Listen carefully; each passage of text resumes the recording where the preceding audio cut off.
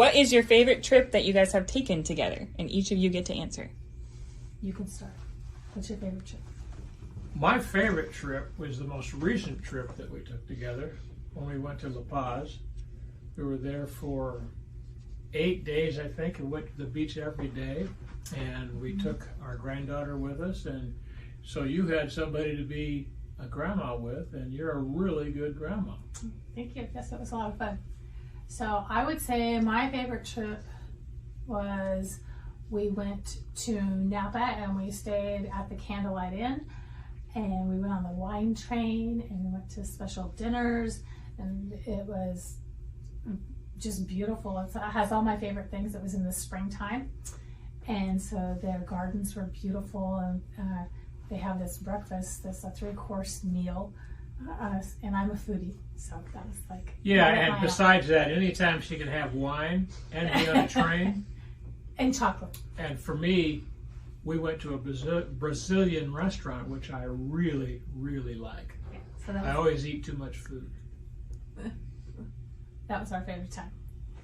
A lot of talking, no telephones, it's the rule when I go to places like that. That's the best part about La Paz, too, is because on the beaches, his phone doesn't work. Damn. What has it been like building your legacy together? Interesting. A journey. It still hasn't arrived. That all would be true. She left out the part where she boxes my ears. Yes, I do that on occasion. That's the driver in me. It says, it's time to get up off your butt and let's get things done. And this is what I want done, and this is what I want done by. And it's always now. N-A-O-W. That's right. It's a work in progress. I don't think you'll ever arrive. It's like people ask us right now, when are you guys going to retire? It's something that won't happen. I don't plan on retiring, because if people who retire don't do anything and then they die, I have no intention on dying anytime soon, and neither does he. Because you have to understand, we have this agreement. It's in the marriage agreement that he is going to live to be 150 years old and be healthy. Stop. and he has to be healthy and thriving. So that's part of the agreement.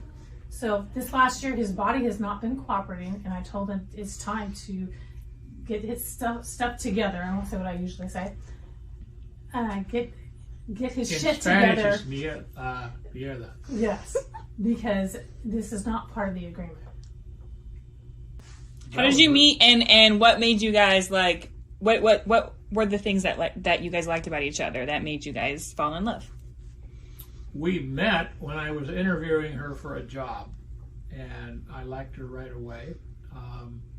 And I told her that her job was going to be following up on me. I didn't know she was going to take us so damn serious, but that's one of the things I respect about her. And she's pretty damn good at follow-up, so that works. Because I need it, because I like to goof off.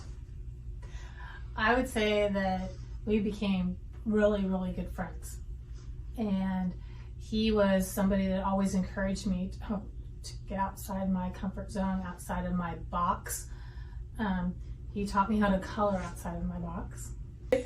So my best advice to you is to find somebody that's your best friend first, because then you really know how to love each other unconditionally. Because you when you look at your friendships throughout the ages, the people that you're friends with, you can actually tell each other exactly, if they're really a friend, you could tell them exactly how it is and not be worried about how you're going to hurt their feelings, but it's going to make them a better person, and you love them unconditionally.